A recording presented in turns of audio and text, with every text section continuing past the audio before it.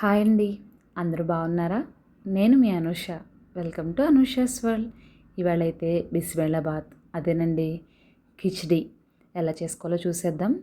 నేను చూపించాను కదా గ్లాస్, ఆ గ్లాస్తో ఈక్వల్ ప్రపోర్షన్స్లో బియ్యము, పెసరపప్పు, కందిపప్పు, ఎర్ర కందిపప్పు కూడా ఈక్వల్ ప్రపోర్షన్స్లో వేసి కడిగి పక్కన ఉంచుకోవాలండి.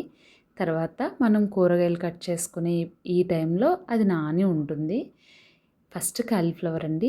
కాలీఫ్లవర్ని నేను కూర వండేటప్పుడైతే స్టాక్ని తీసేస్తాను. కానీ ఇలా కిచిడి కానీ, సాంబార్ కానీ, ఏవన్నా పులుసుల్లో కానీ వేసినప్పుడు స్టాక్ ఉంచుకుంటానండి.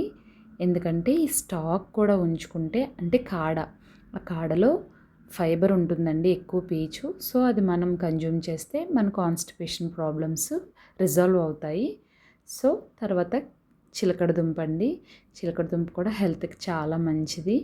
నేనైతే ఆప్షనల్ అని చెప్పను, మ్యాండేటరీ అనే చెప్తాను. తర్వాత టమాటో వేయకుండా పప్పు ఐటమ్స్ చేయడం అంటే ఊహించలేము. కిచిడీలో అది మెయిన్ ఏంటంటారు హీరో అని చెప్పాలి. తర్వాత బెండకాయ అండి. బెండకాయని కొంచెం పెద్ద ముక్కల కింద కట్ చేసుకుంటే మనము ఎక్కువ విజిల్స్ వచ్చే వరకు ఉడకపెడతాం కదండి రైస్, పప్పుని కరిగిపోకుండా ఉంటాయి. ములక్కాడని అయితే నేను చాక్తో కట్ చేయను.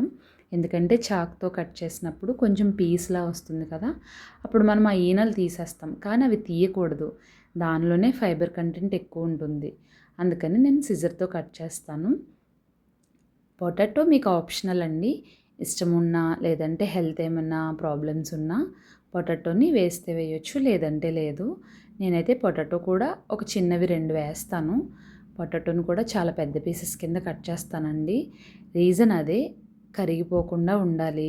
మనం ప్రతి స్పూన్ తింటుంటే మాకు యాక్చువల్లీ సాంబార్లో కానీ ఇలాంటి రైస్లో కానీ ఎక్కువ వెజిటేబుల్స్ ఉండాలి. నేను ఇద్దరు ఫ్యామిలీకి చేసే సాంబార్లో కూడా నియర్లీ 1 కేజీ వెజిటేబుల్స్ వేస్తానండి. అందుకేనండి. బీట్రూట్ కూడా ఆప్షనల్, మీకు ఇష్టమైతే వేసుకోండి, లేదంటే లేదు. నేనైతే వేస్తున్నాను.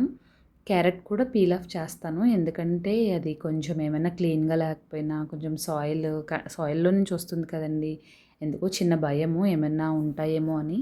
సో పీల్ ఆఫ్ చేసేస్తాను. కొంచెం పెద్ద ముక్కల కింద కట్ చేస్తాను. పెద్ద ముక్కల కింద కట్ చేసి దాన్ని కూడా వేసేసుకుంటాము. మీకు సాంబార్ ఉల్లిపాయలు అంటారు కదండి చిన్నవి, అవి ఉంటే డైరెక్ట్ తొక్కలు తీసేసి వేసేసుకోవచ్చు. నా దగ్గర లేవు, అందుకు పెద్ద ముక్కల కింద కట్ చేసి వేసాను.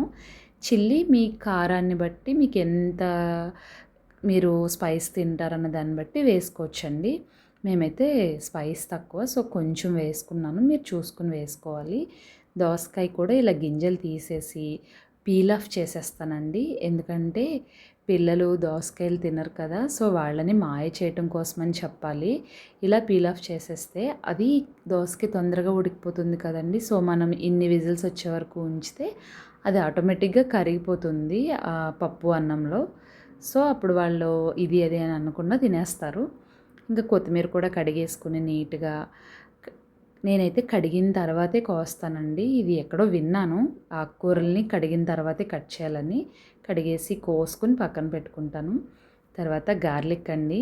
నాకు గార్లిక్, జింజర్ చాప్ చేయడం అంటే చాలా ఇష్టము. ఫైన్గా చాప్ చేసి పెట్టుకుంటాను. ఇలా ఫైన్గా చాప్ చేసి గార్లిక్ ఒక పక్కన పెట్టుకుని తర్వాత జింజర్ కూడా చాప్ చేసుకోవాలి. జింజర్ గార్లిక్ పేస్ట్ వేసిన ఈ గార్లిక్ పీసెస్ అండ్ జింజర్ కూడా చాప్ చేసిన జింజరు గార్లిక్ వేస్తే ఆ కిచిడీకి ఆ ఫ్లేవర్, ఆ టేస్ట్ వేరే లెవెల్ ఉంటుందండి. ఒకసారి మీరు కూడా ఇలా వేసి చూడండి. క్యాబేజ్ కూడా వేస్తానండి. ఇది కూడా సీక్రెట్ ఇంగ్రీడియంట్ అనే చెప్పాలి మా ఇంట్లో, ఎందుకంటే మేము క్యాబేజ్ కూడా చాలా తక్కువ తింటామండి. అందుకని క్యాబేజ్ కూడా కట్ చేసేసి కొంచెం హాట్ వాటర్ పెట్టి సాల్ట్ వేసి అందులో వేసి పక్కన ఉంచుతాను. తర్వాత వంకాయని కూడా పొడుగ్గా కొంచెం పెద్ద ముక్కల కిందే కట్ చేసుకుంటాను. ఆల్మోస్ట్ ఏమేమి వెజిటేబుల్స్ ఉన్నాయో అవన్నీ వేస్తాను. ఇవి ఆల్రెడీ నేను చెప్పాను కదా, సీజన్లో దాచుకుని ఉంచుకుంటాను. ఆ ఫ్రోజన్ పీస్ అండి, అవి తీసుకుని పక్కన ఉంచుకున్నాను. తర్వాత కుక్కర్ పెట్టి కొంచెం నెయ్యి, ఆయిల్ వేసి, జీలకర్ర వేసి, ఆనియన్, చిల్లీ వేసి కొంచెం మగ్గాక టమాటా వేసి, అది కూడా మగ్గిన తర్వాతనే మనం ఏదైతే కట్ చేసి పెట్టుకున్నామో జింజర్ గార్లిక్ పీసెస్ అది వేసి కొంచెం సేపు మగ్గిన తర్వాత ఒక్కొక్కటి 1 బై 1 వెజిటబుల్స్ అన్నీ వేసుకోవాలి. ముందు దోసకాయ వేసాను. తర్వాత బంగాళదుంప, బీట్రూట్ ఇవి వేసిన తర్వాత కొంచెం మగ్గుతాయి కదా! మగ్గిన తర్వాత క్యారెట్ వేసి ఒక 5 మినిట్స్ అంటే వెజిటబుల్‌కి ఒక్కొక్క 5 మినిట్స్ గ్యాప్ ఇస్తూ అవి కొంచెం టాస్ అయిన తర్వాత ఒక్కొక్కటి వేసుకుంటూ బ్రింజాలు, కాలీఫ్లవరు, క్యాబేజీ వేసి ఒకసారి టాస్ చేసుకొని పైకి కిందకి కలిపేసుకుంటే కిందవి పైనవి మగ్గుతూ ఉంటాయి కదా! అప్పుడు మనం లాస్ట్‌లో ఏం వేస్తాము ములక్కాడ, బెండకాయ అండ్ చిలకడ దుంప కూడా. ఎందుకంటే ఇవి తొందరగా మెల్ట్ అయిపోతాయి. అందుకని చెప్పి కొంచెం ఉన్న కూరగాయలన్నీ సగం మగ్గిన తర్వాత ఇవి వేస్తే ఈక్వల్‌గా మగ్గుతాయండి అన్నీని.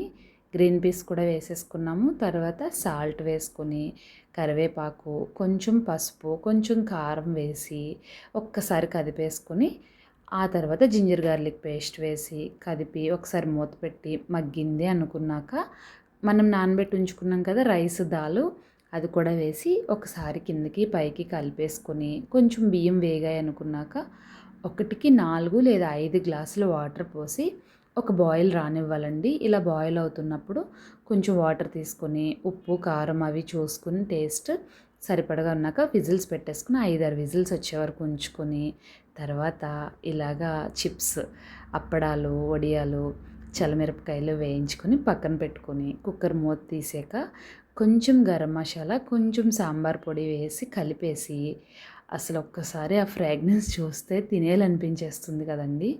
కలిపి పక్కన పెట్టుకుని ఇంకా తాలింపు వేసుకోవాలి. నేనైతే తాలింపు నేతితో వేస్తాను, తక్కువ నెయ్యే వాడతానండి. కొంచెం వెల్లుల్లిపాయ, ఆవాలు, జీలకర్ర, కరివేపాకు, కొత్తిమీర, ఇంగువ, ఎండుమిర్చితో తాలింపు వేస్తానండి. ఇంగువ వేస్తేనే ఈ రైస్కి ఈ బిస్మిల్లాబాత్ దీనికి ఆ టేస్ట్ అండి అసలు వేరే లెవెల్ ఉంటుంది. ఇదైతే హెల్త్కి రిచ్ ఇన్ ఐరన్ అండి. అండ్ అన్ని వెజిటేబుల్స్ వేస్తున్నాం కదా, మంచి nutrient food, fibre rich food అండి. మనకి ఎప్పుడైనా ఒంట్లో బాగాలేదు, ఏదైనా హెల్తీగా తినాలి, ఇన్స్టెంట్ ఎనర్జీ కావాలి కానీ ఎక్కువ వండుకోలేము అంటే 1 పాట్ మీల్ అండి. 1 పాట్లో కంప్లీట్గా చేసుకునే మీలు ఒకసారి ట్రై చేయండి. So healthy.